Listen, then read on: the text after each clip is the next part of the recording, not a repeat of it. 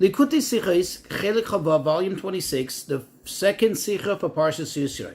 This Sicha is based on the Rashi, on the first of the Aseres Hadibros of the Ten Commandments, describing exactly what are the two aspects of this first of the Ten Commandments, and also there will be a tremendous directive lesson for all of us in how we need to try to be mekarev every single Jew to Yiddishkeit. I think it's worthwhile to look in chapter 20, verse 2, which is the first of the Aseres Hadibros, and better familiarize ourselves with this Rashi. So I'll try to paraphrase the Rashi very quickly, focusing on the first part of the Rashi more in detail. So the verse says, Anoichi Hashem Elokecha, I am Hashem your God, Asher Etzisicha me'eretz Mitzrayim, who's taking you out of the land of Egypt, mi beis avodim, from the house of servitude, the house of slavery. Of slavery. Now Rashi says, and notice the dibur hamaschil, the heading of Rashi, Asher hoisesicha me'eretz Mitzrayim, that I'm the one who took you out of Egypt. Those are the four words the heading that make up the heading of Rashi. Says Rashi, Kedai hi ha'itzah shetiu b'shabadim li, that the fact that I took you out is kedai. That is reason enough that you should be subservient to me. That's how he explains it. Then Rashi goes into, and I'll paraphrase, Dover Acher, another explanation on this is that perhaps Hashem was concerned that maybe some of the Jews would have been confused and perhaps have this idea, this thought, that maybe there's more than one rishus, more than one domain, so to speak, more chas v'shalom, more than one deity. Why? Because Hashem appeared to them in various forms. There was a form that they saw Hashem at Kriyas Yamsuf not that long ago. There he appeared like a strong warrior. And here they're seeing a totally different image of a kind of an elder, of a scholarly, so to speak, elder. And therefore, Hashem was telling them, I am the God, Asher, which, who took you out of Egypt. Make no mistake, do not get confused at all. I am that same God. There are no other entities. Or perhaps another suggestion, says Rashi, since they were hearing the sounds coming from all different directions, as we know when Hashem gave the Torah, the sounds came from all over, from every aspect, every side, every corner of the world. So Hashem wanted to give them a certain, an absolute, with no room for confusion, that He is the one God. There is no one else. There are no sounds. There's no different God speaking here. And therefore, again, he says, I'm that same God who took you out of Egypt. Then Rashi concludes and he says, V'lama, why did Hashem deliver this first commandment, B'lashon Yachid, in a singular form? He didn't say to them plurally, I am your God, as usually he says it. Like, for example, we say, Ani Hashem Elokeichem, I am your God, plural, speaking to everyone. But rather he said, Anoichi Hashem Elokecha, I am your God meaning in the singular form, is because Hashem was already providing, from the beginning, knowing that later, unfortunately, some of the Jews will sin with the golden calf. So Hashem was already providing an opening and a defense line for Moshe Rabbeinu, which indeed he actually used. And he said, well, you had them confused. You said it b'lashon yachid. Some people thought maybe you're not speaking to them. You didn't speak to all of them as a collective. Let's go into the Sicha, but first let me just quickly refamiliarize ourselves, remind ourselves of all the rules in Rashi, which will play a role here. Number one, we know that Rashi only, exclusively, explains the verse or some words of the verse only if there is some difficulty. In other words, there must be a question, a challenge, a difficulty which compels Rashi to explain. So anytime Rashi explains something, working backwards, we have to say, what was the question here? What would have been the challenge? What would have been the question if had Rashi not explained it? Another thing, when Rashi introduces more than one explanation on the very same verse and the very same words, that tells us that although the first explanation is his primary one, and that's why he quoted it first. Yet, there's something insufficient about it, albeit something small, but still, which the second explanation, which isn't the primary one, and would never be able to serve as such, but that supplements, and so to speak, fills in the gap where the first one is lacking. One more thing, that also the heading of Rashi, the Dibur HaMaschil, is crucial.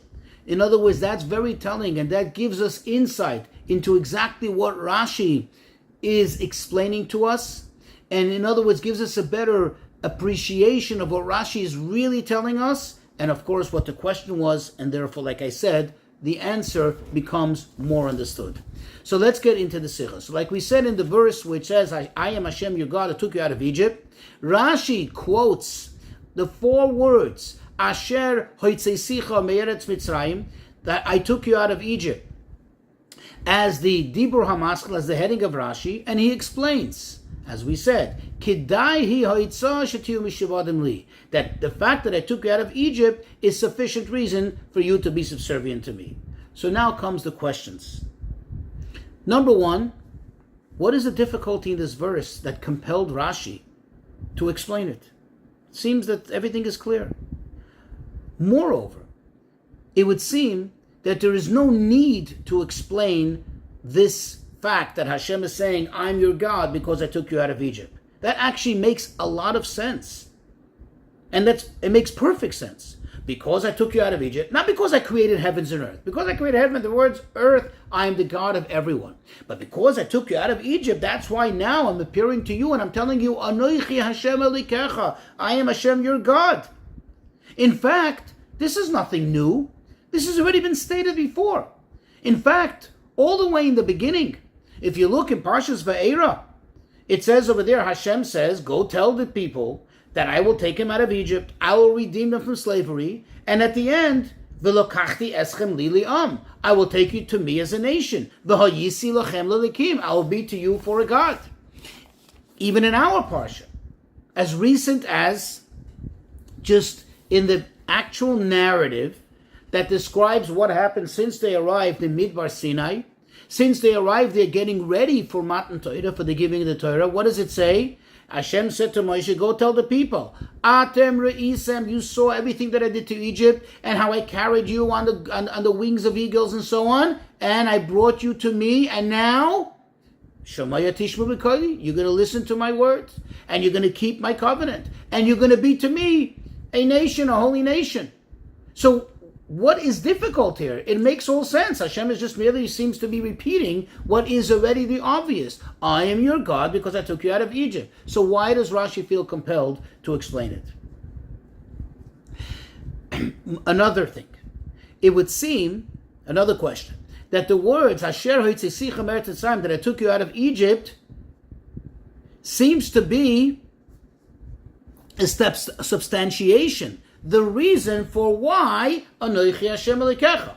So it should go together. In other words, the question is, the heading of Rashi should have been almost a full verse. Anoichi Hashem Elikecha, I am Hashem your God because I took you out of Egypt. That's all part of the same equation. Why is it that Rashi omits the words Anoichi Hashem Elikecha and only quotes in the heading Asher hoitzei Sicha me'eretz Mitzrayim, and he also doesn't quote the last words Mi beis havadim, from the house of slavery?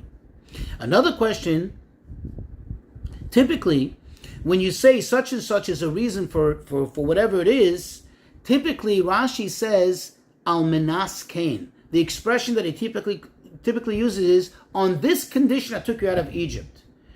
Meaning, if we were explaining, Anoichi Hashem Elkecha, why am I Hashem your God?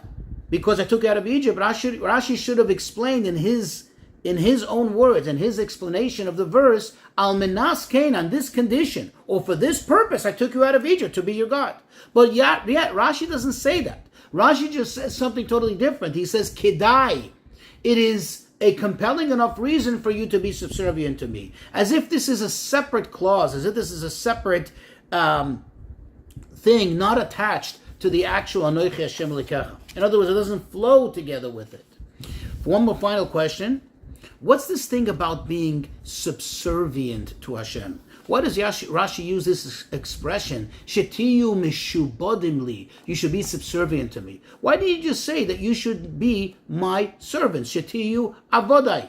And actually, this would make more logical sense, because I took you out of the house of slavery to no longer be the slaves of Parai, and now you're going to be my slaves. In fact, elsewhere, Hashem says, Ki avodaihem, for they are my servants, they are my slaves.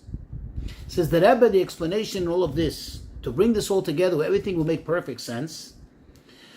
The question in the words, Asher hoitzei Sicha me'eretz Mitzrayim, that I took you out of Egypt, is not how that serves as a reason for Anochi Hashem Elokecha, because that is obvious, as we already stated in the question phases. It's so clear and obvious. It's been said so many times before that I'm taking you out of Egypt for you to become my nation, for you to become my people, for you to become my servants. It's so obvious that what compelled Rashi, and what is the question here, why state it at all? As we say, Maika Mashma, what is it telling us? This is not news. Why did Hashem find it necessary to say it once again? Such a great holy moment where he's delivering the 10 Commandments. And this is the first one. He should have just said, Anochi Hashem Elokecha, I am Hashem your God. To say Asher Eitzei Sicha Me'eretz Mitzrayim is stating the obvious. Why did he say it? And therefore Rashi is telling us this, and this compels Rashi to tell us he's not giving us a reason, which is, like I said, already obvious and well known, for why Anochi Hashem Elokecha. But rather he's giving us an independent, a separate clause, that he's saying, Kedai hi ha'itza shetiyu mishubadim li. That Hashem is saying a second thing. First of all, Anochi Hashem Elokecha. Second of all, you should know, Asher Eitzei Sicha Mitzrayim, the fact that I took you out of Egypt, this makes it kedai, this makes it reason enough that you should be subservient to me. What is the difference? What does this thing mean of Anochi Hashem Elokecha versus Asher Eitzei Sicha Mitzrayim as two separate clauses? So let's look at it. What is Anochi Hashem Elokecha saying? I am your God. Accept me as your God. Let's call it Kabbalas Malchusai. Accepting Hashem as our king. Now, what happens when you accept someone as your monarch, as your king, as your ruler? This does not mean that every single moment of the day you are totally and absolutely subservient to the king and busy with the king, and that you have, so to speak, no independence. The fact is that overall, yes, this is my king. When the king has a command for me, when I am called to duty, of course I'm there. This is my king. I'm going to fulfill it. But in all the time in between, which could be most of the time, I'm an independent person who happens to be a subject of the king. However, to be subservient means that constantly, every, so to speak, second, every moment, you are subservient to the king. So to speak, you don't have your own self, your own independence. And that's why Rashi says, Kedai. This is reason enough. He doesn't say al minas kain, on condition. Remember we asked, he should have said, Anochi Hashem Elokecha, Asher Eitzei Sicha Mitzrayim, why did I take you out of Egypt? On condition that I become Anochi Hashem Elokecha. Rashi doesn't say it that way. Rashi is saying it that because Eitzei Sicha Me'eretz Mitzrayim, because I took you out of Egypt, Therefore, it's reason enough that you should be subservient to me. It's a separate thing. It's not the because for Anochi Hashem Elokecha, but rather it's a separate clause. And now we can also appreciate why he doesn't quote the words Mi Beis Avodim in the heading. Because remember, coming out of the house of enslavement, coming out from being slaves, does not connect so much to this idea of being subservient constantly to Hashem.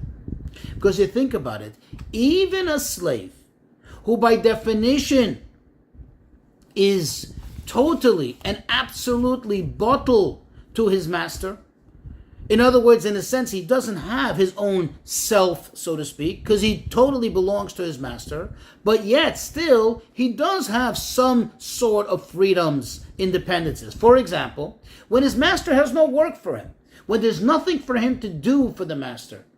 In other words, he's done all his work. Everything is done. Whatever the master can expect him, he's done, and he's done beautifully. So now he has moments for himself. He can sit, he can relax, he can be, so to speak, his own person, even though he doesn't belong to himself. However, when you say constant subservience, which Rashi tells us is what Asheretz Sicha Meretz Mitzrayim is really telling us, that calls for us to be constantly, all the time, without exception, without a moment of independence, so to speak, without a moment of self, to be constantly subservient to Hashem, always to be connected and tied with HaKadosh Baruch Hu. So in short, Anochi Hashem Elokecha, this affects that we should belong to Hashem. We should be His subjects. We should be His slaves even. His avodim, His servants. However, Asheretz Sichos Meretz Mitzrayim, this affects that we should be constantly, meaning absolutely all the time, subservient to Hashem. Now, where's the connection? In other words, how does this serve as a reason, as a good enough reason that we should be subservient all the time to Hashem? The fact that He took us out of Mitzrayim. Think about it. The servitude in Mitzrayim, the enslavement in Egypt, wasn't your regular average situation of a slave and master. But rather it was a situation, as it says, the whole focus, the whole idea was to totally break them, not just while they're working, but all the time, a constant and absolute oppression every single moment that they were there in Egypt. And that's why, by the way, even after they no longer were actively working papare, they still wanted to leave Mitzrayim, because it was a constant, every moment there was an enslavement, every moment was a moment of oppression. And that's why Hashem is saying, I took you out of Mitzrayim. That is good enough reason for you to be subservient to me all the time. But now we still need to understand what is lacking in this first explanation, as we just explained that it's a whole totally separate clause, that Rashi feels compelled to bring the other explanations, the other ideas of that maybe that they heard different sounds, or they saw different images, different impressions of Hashem, so to speak, different emanations, and therefore there was room for concern, and therefore Hashem said, no, I am the same God.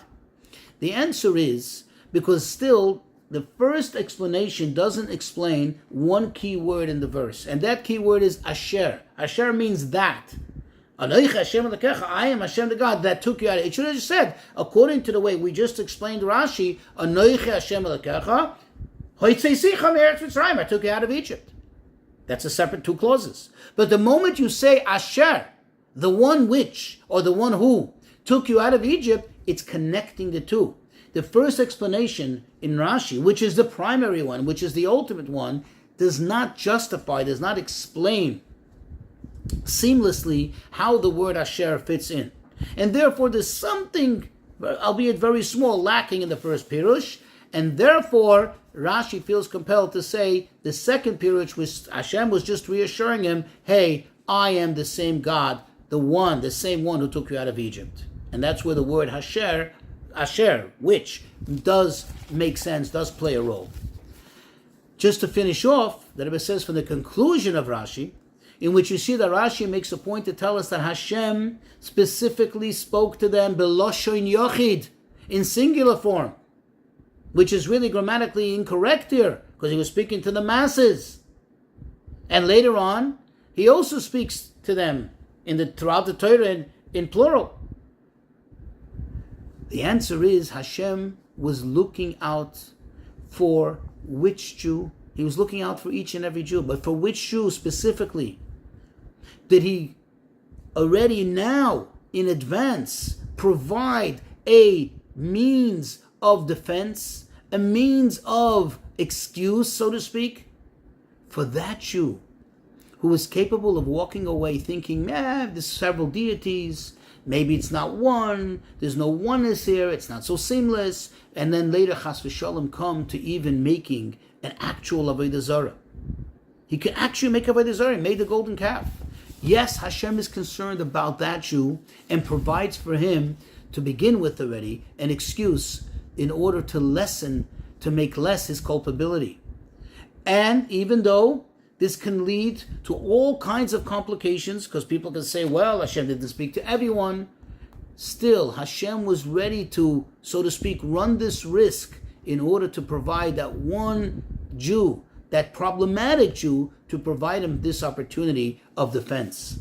And this is a tremendous and great directive for all of us. This tells us that each and every one of us has to be actively seeking out to be mekarev, to be close every single Jew, and to make absolutely no distinctions and no calculations. This Jew deserves it and that Jew doesn't, and this Jew maybe went off from Yiddishkeit intentionally or semi-intentionally.